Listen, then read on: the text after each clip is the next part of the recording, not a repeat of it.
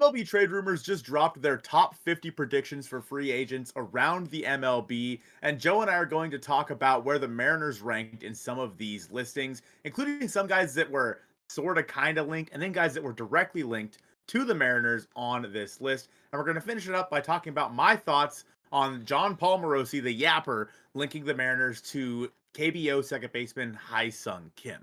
Thank you guys so much for watching episode 137 of the Hit It Here podcast, part of the Bleav Network, available on all your favorite podcasting platforms. Be sure to give us a 5-star review and like and subscribe to this YouTube channel. And this is the Jordan York episode of the podcast. Jordan York's a homie, always in the streams, and I'm here with Joe.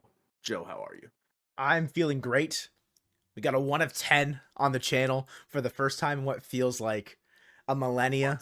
And Yeah. the chemistry in my brain is popping off, and that's thanks to you guys. So appreciate you guys watching the video I posted technically yesterday.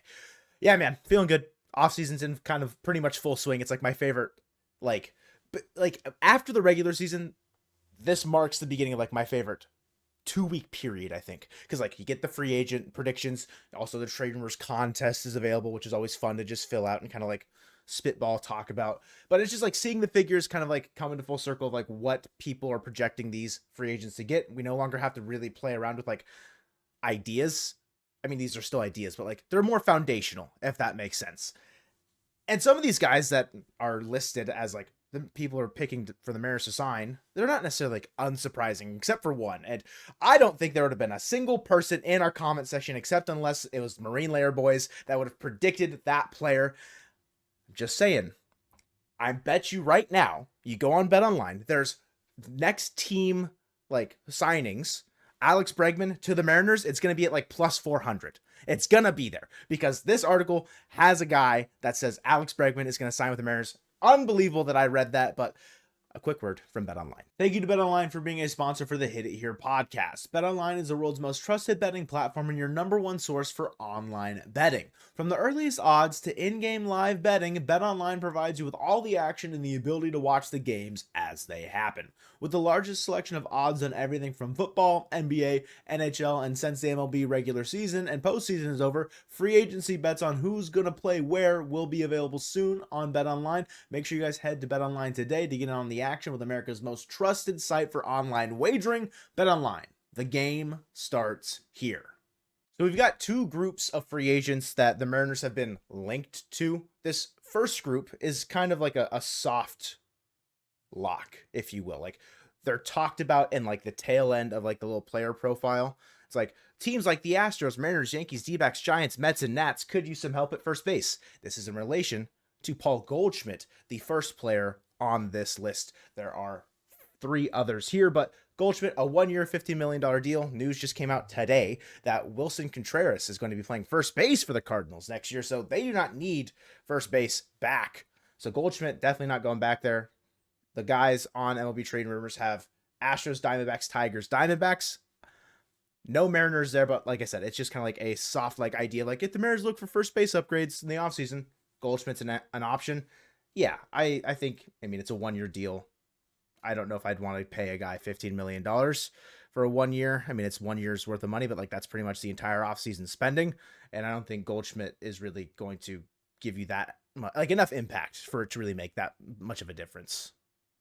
I think that adding Goldschmidt makes sense. He's a veteran guy, obviously been there, done that. Coming off of a down year where he only put up a 98 OPS plus, hitting 245, 302, 414. First time in his career that he's ever had an OPS plus below 100. He was 36 in 2024. Like, he's on the older side of what you would be looking for in the free agency market. But I mean, we've been talking about bringing back Justin Turner. Like, Goldschmidt was better than Justin Turner in 2024. Goldschmidt is a future Hall of Famer, in my opinion. And I think that in this article, they linked, the Diamondbacks, which makes a lot of sense if Christian Walker does get moved and does go somewhere else. It makes sense for Goldschmidt to return to the Diamondbacks. But if the Mariners are willing to go out there and spend a little bit of extra cash on a future Hall of Famer, and he's willing to come here, I don't know. Honestly, I don't know if he would be, because he's already coming off of a down year. He probably wants a little bet on himself contract, because he probably wants to play until he's 40, I would assume, early 40s. I don't know if you go to Seattle on a contract like that. But at the same time, He's a professional hitter. He is 2 years removed now from. Well, did he win the MVP? Or He was he? did. Yeah, he won the MVP with a 177 OPS plus. Like Goldschmidt's a great fit in my opinion. I just for for 1 year, $15 million. I don't think it happens, and honestly, I don't think he'd want to come here. But I'd be fine with it if it did happen. I'm just gonna go out there and say Justin Turner was better than Paul Goldschmidt last year. He put up 0.2 more WAR than Goldschmidt did. Okay, had an OPS plus on the season of 114. Already played in Seattle. Would be probably worth half the money. I'm taking Turner over Goldschmidt every day of the week, if I'm being honest with you. Given how much it would cost, yeah, defensively it's probably a little bit worse, but I don't know if it's the MVP that's speaking to you, but I think Turner could be a sneaky Hall of Fame case as well. For I agree with that. How long he's been there, but let's not get too hung up on it because we've got another former Dodger up next. What do you value more? What do you value more? The bat. Because when you look at Goldschmidt, I mean, dude hit 22 home runs last year. Yeah, with an OPS plus of 98. OPS plus, I mean, what was Ichiro's career OPS plus? 1-0 something. Yeah, it was terrible. Sure. Compared to what he is. I would take Turner over Goldschmidt still, personally. Interesting. Maybe that's a Maybe I'm wrong, but I think I'd rather take Turner. Let us know in the comments down below. If Turner's getting 15 million, it's completely different. Right. But like if I'm getting half of what I'm paying Paul Goldschmidt and I'm getting probably similar enough offensive production, I'm taking Justin Turner. But the question is, do you think that Goldschmidt bounces back? Sure. Compared to Turner, we know what he is. You're buying him on a low. Like if he had a better year, would he be making more money? Potentially. But like still, it's a moot point. It doesn't matter. Exactly. Yeah. They're not going to sign him. Yeah. We have to go onward to, like I said, another former Dodger, another former Diamondback. Jock Peterson was another player that the Mariners were like, oh, clubs like this could get involved. He's pretty much just a DH now and only hits against righties. And he did it really well, which is why he could still probably command like a $12 million AAV. They're projecting 2 years, $24 million. Mets, Diamondbacks, Blue Jays. I agree with the Blue Jays pick there. I don't think he goes back to Arizona, but that's neither here nor there. Jock Peterson, I think, would have made sense last year. I don't know if we're fully in the market for a full-time DH left-handed hitter. Like, sure, like we could always use the pop, but with him not having a position and it more than likely being first base, like if you really want to stick him out there, but like, I don't know why you would want to. It's just, I think there's there are better options available. And for 12 million a year, like, I don't know. Jock just doesn't, he's not really moving the needle for me anymore. I mean, he put up an incredible year down with Arizona. I mean, hit with 151 OPS plus. He had 275, 393, 515 with 23 homers. Like, if it wasn't for the lack of position, I think it would make a lot of sense. But at the same time, $12 million for a basic DH only, when you already relegate Mitch Garver to... You already did that. Yeah, you already did that. Like, you have Mitch Garver, who is the most expensive backup catcher in the world. But, I mean, maybe you just platoon them at, like, a DH position or, like, a first base DH position. I don't know. But you think about it, like, there's a possibility there where you could have some sort of platoon between Garver and Jock at DH, because Garver was not horrendous versus lefties last year. No. He was not good, but he wasn't horrendous. And with Jock being good against righties, maybe you should do something there. But at first base, I mean, Luke Raley's probably the guy there. You'd probably rather deploy him at first than Jock Peterson at this point. I mean, the production is undeniable, but at the same time, for $12 million, I would rather have someone that could play a position. Could you imagine going into next year if the Mariners had $24 million locked up for a DH platoon? I think the fan base would implode upon itself. Like a fan base that is so tired of platoon-esque things, just pay someone $25 million annual average. You can get a guy that can be your everyday DH for less, like Anthony Santander, and not have to worry about that. But instead, that's kind of like where they kind of tend to operate in. It's just kind of funny. It's just kind of funny to think about, in my opinion. Any closing thoughts on Jock? Nope, that's all I got. Well, we're keeping the tradition of going on to another former Diamondback here. Could still be a future Diamondback depending on if he resigns, but as was the same with Paul Goldschmidt, the bell rings true with Christian Walker and the Seattle Mariners. The Astros, Mariners, Yankees, Diamondbacks, Giants, and Nats could be involved, as could the Mets if Alonso does not resign. 3 years, $60 million, $20 million annual average for a first baseman going into his age 34 season. Age 34 season. Perennial Gold Glove winner. Has hit pretty much ever since he kind of like jumped onto the scene in 2022. Like, he's got a good track record of just being a first baseman that hits and can field the ball. I like Christian Walker quite a bit. I think it makes sense the Mariners being linked in that bottom section again. I just don't know if they're really operating in that tax bracket. They've got Tigers, Yankees, Astros. I agree with all three of those picks, like for those teams specifically. He's going to be way too expensive for the Mariners unless they find a way to get rid of Mitch Haniger's contract. He's a perennial. He's probably going to win the Platinum Glove. I wouldn't be shocked. 3 years in a row now, he's won the Gold Glove at first base. Like, he's just one of the best defensive players in baseball. And when you have that over at first base, it kind of cuts off a lot of the holes, along with, we'll talk about another guy later, and Hye-Seong Kim, very good defensively. Yeah, 251, 335, 468 with a 121 OPS plus and 26 home runs. Be a great fit. Now, again, right-handed power in Seattle and T-Mobile doesn't necessarily work out unless your name is Nelson Cruz. I would prefer if Walker was a lefty. But alas, such is life. He is, if the Mariners weren't operating on such a tight budget, I think he'd be almost a perfect fit.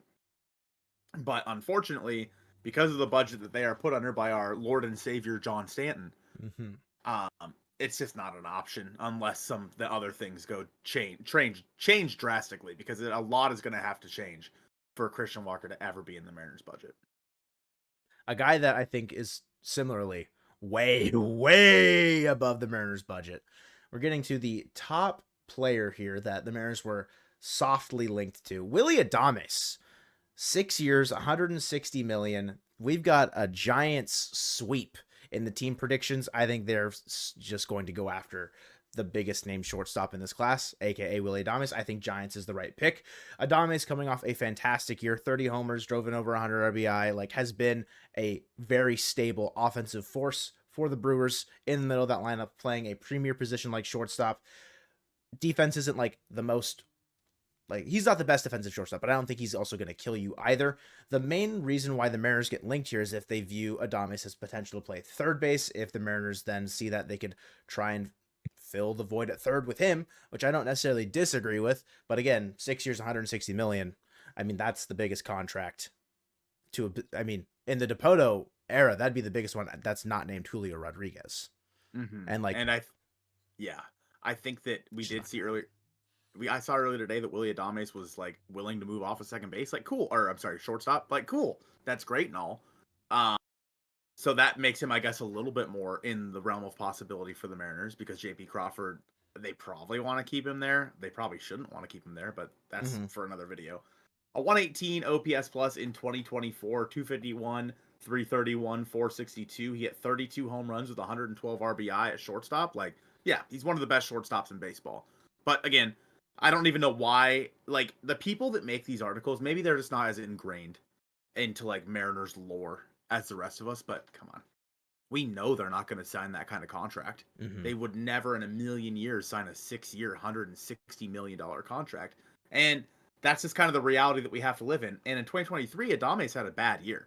He hit 217, 310, 407 with a 94 OPS plus and 24 homers. Like, that was down for him for sure. Not to say that that's who he is, but I think that playing in his, contract year this year, having as a good a year as he had, maybe that is a bit of an outlier. Like, I personally don't think he's worth that much.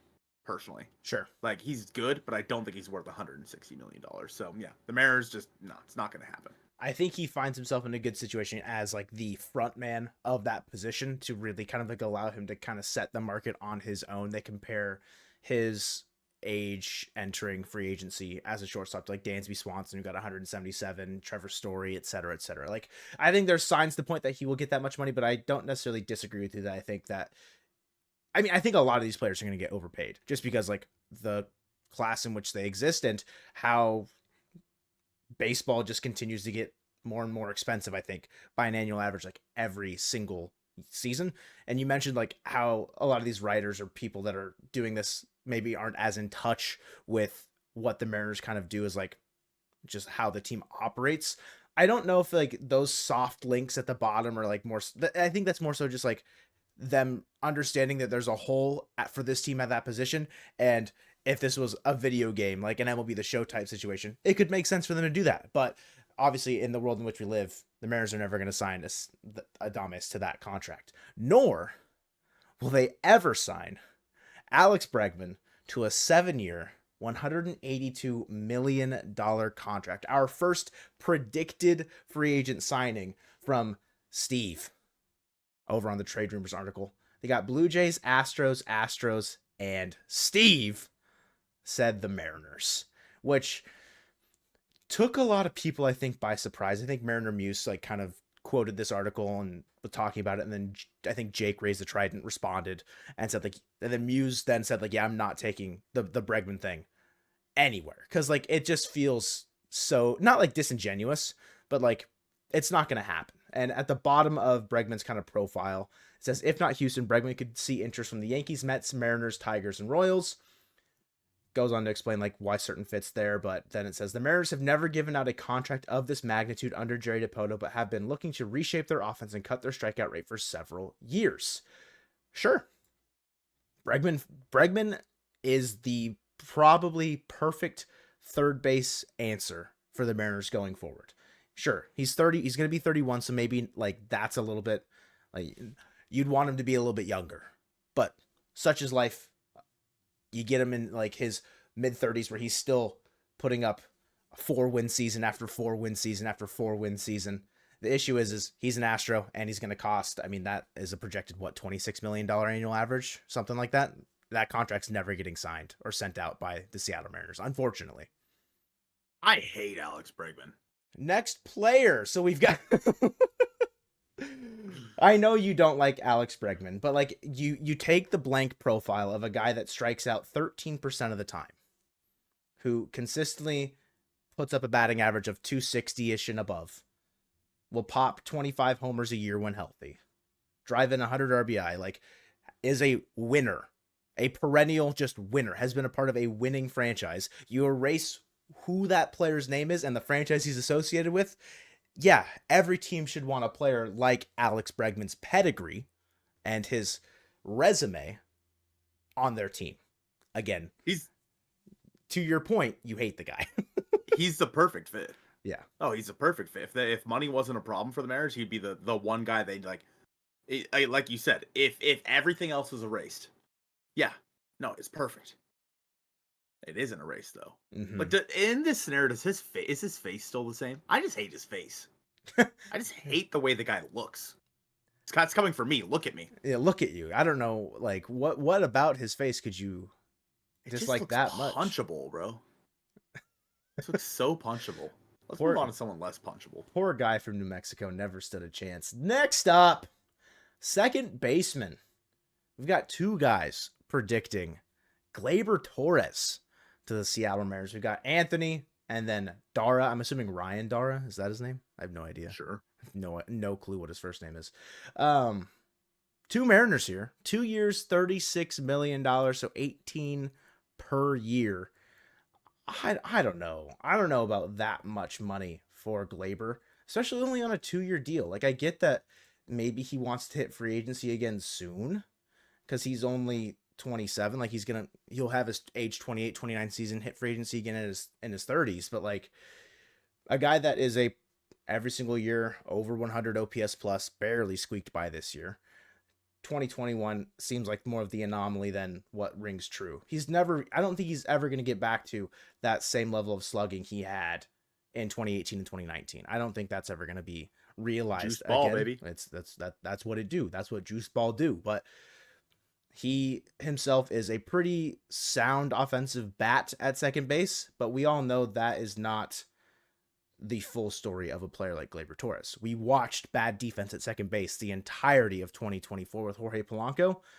It would be probably better with Gleyber, but we're polishing a turd with defense at second base if we sign Gleyber Torres, especially to $18 million a year. I don't know where Spotrac got off saying $7 million was his market value. Like, I felt like somewhere between those two figures makes sense. I would give him 3 years, 36. I'd give him $12 million a year and be like, yeah, that's okay. But 2 years, 36, I'm never doing that. Never. Yeah. I think that anywhere between 12 and 15 is kind of like my max for Gleyber Torres. Yeah, I mean, he's not a great fit defensively, but as far as guys go on this list, he's probably the best fit, which sucks.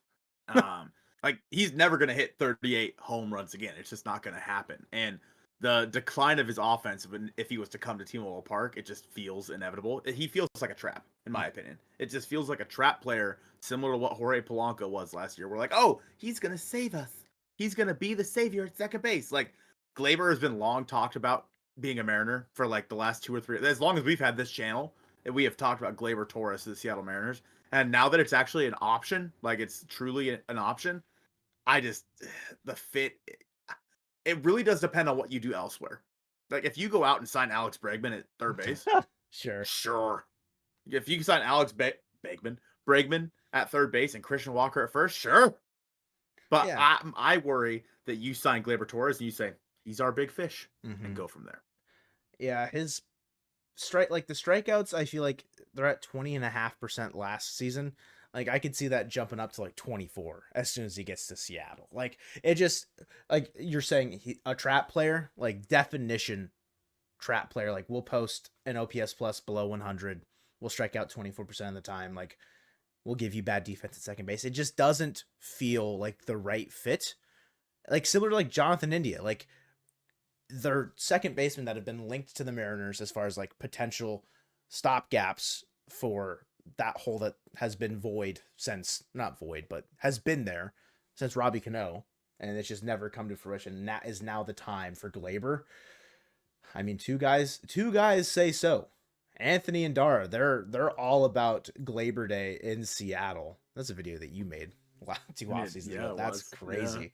Yeah. But Colton, there is another second baseman in the free agent list. 2 writers also predicted this player, Hye-Seong Kim, on a 3-year, $24 million contract to Seattle, 2 guys said, and then also we've got the Angels and the White Sox. Now, this is a bit more of a further kind of like deep dive into this profile, because it's not just this Trade Rumors article. The Yapper, John Paul Morosi, has pretty much just stated, hey, Mariners are in second base talks. Justin Hollander talked to John Paul Morosi and said, we're looking at the second base market. And then news. Hye-Seong Kim is on the Mariners' radar. Trade Rumors article got 2 guys saying that the Mariners are signing him. Colton, this feels a bit more substantial than just like a prediction, right? And maybe this is me reading more into it. I'm drinking the Kool-Aid and I'm fully aware of it. You know, they got the hook in my mouth. They're dragging me along for a boat ride. Like, I'm there. I took the bait. I'm a fish. I'm swimming. And I got it. Well, you looked like you didn't get it. It just seems so It's graphic. Not a barbed. I'm picturing you specifically. It's not a barbed hook. You know how stupid you would look if you were getting pulled by a fishing pole?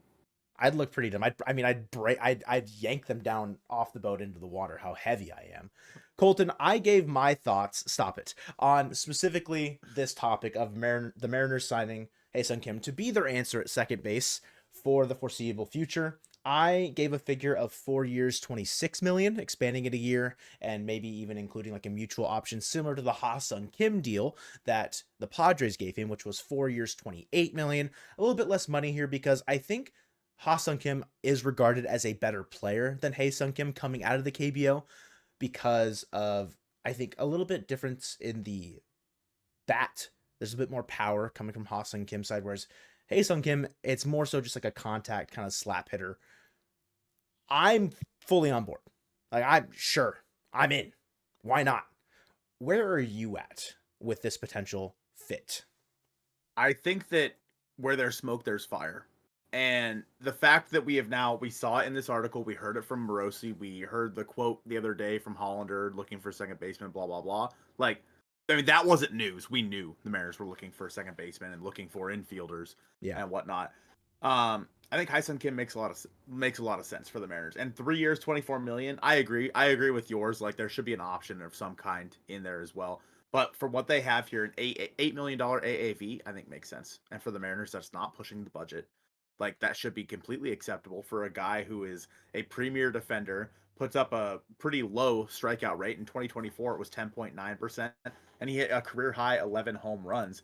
And I think, he's only 26 years old. It makes sense that, as he comes over to MLB, that he slowly, it's never going to be perfect, right? When a guy comes over, like, a guy's not going to come over immediately and hit. It just never happens. And that's the scary part for me, is the transition for a guy like this. Again, if you go sign Hye-Seong Kim, you need to make sure that in the other positions you have locked it down, because it almost feels like signing him would be like calling up Cole Young in a way, because it's a guy who sure has performed, but can he perform at this level? Because the KBO is not the same as the MLB.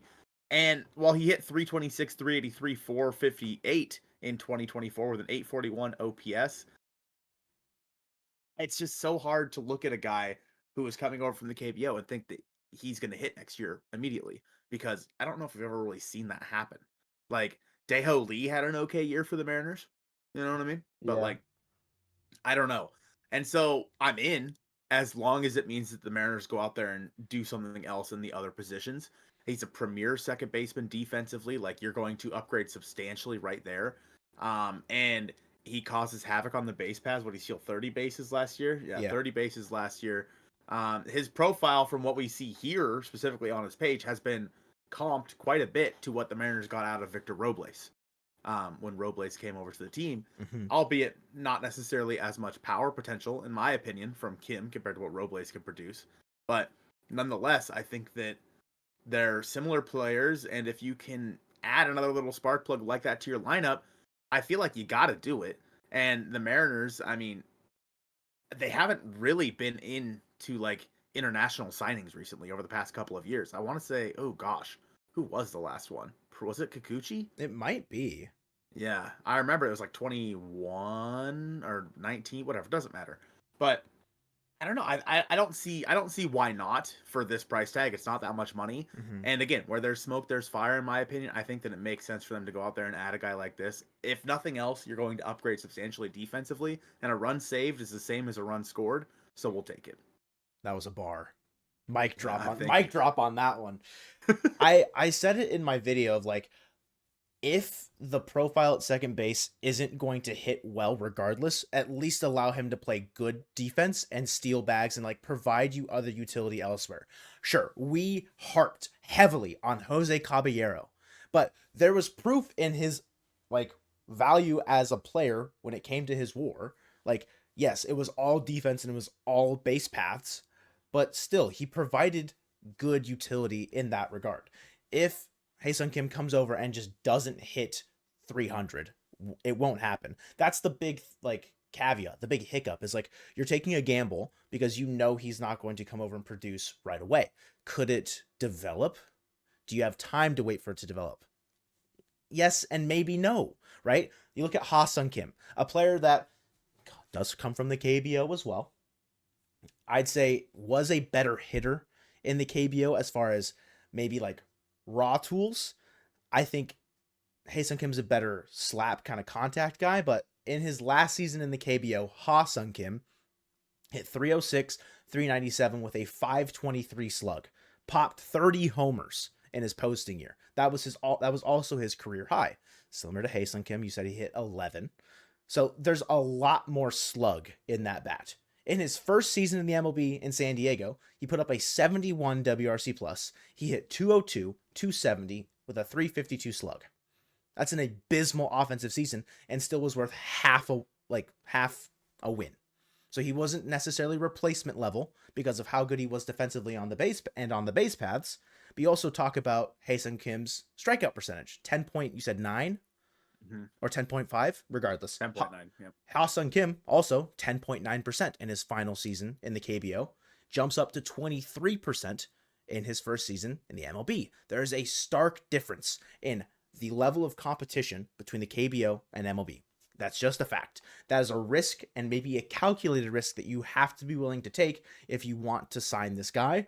I think there's still going to be enough value in the signing if you do go for it and he does not hit in the first season, where I think you've got a second baseman on your team that has shown that they can hit at multiple levels throughout the minor leagues in Ryan Bliss. That could take a little bit more, could take some time away from Hye-Seong Kim at second base. Like, you run a platoon of him and Ryan Bliss. Maybe you sub in Dylan Moore, depending on how you fill out third, how you fill out backup first base. Like, there's options. But then you look to Hye-Seong Kim's second year, where he puts up a 3.6 F4. He drops the strikeout percentage from 23.8 down to 17.2. He ups his batting average by 50 points. He ups his OBP by 50 points, and he ups his slugging by 30 points in his second season. Like, yes, do the Mariners need answers now?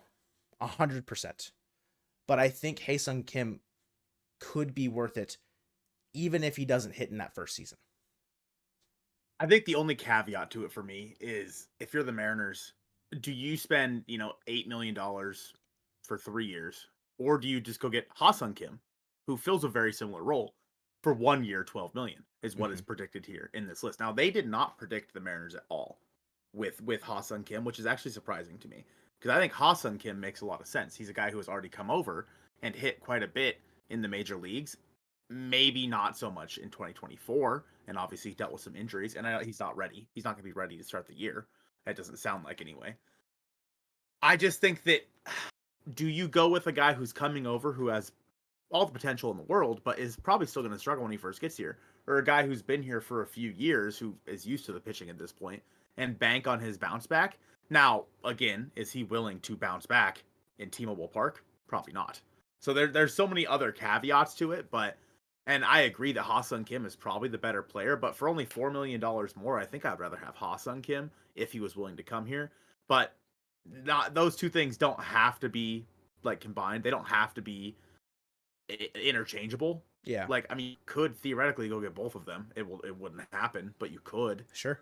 And I think that, I don't know. I think that it makes sense to go out there and get Hye-Seong Kim if you can't get Hye-Seong Kim.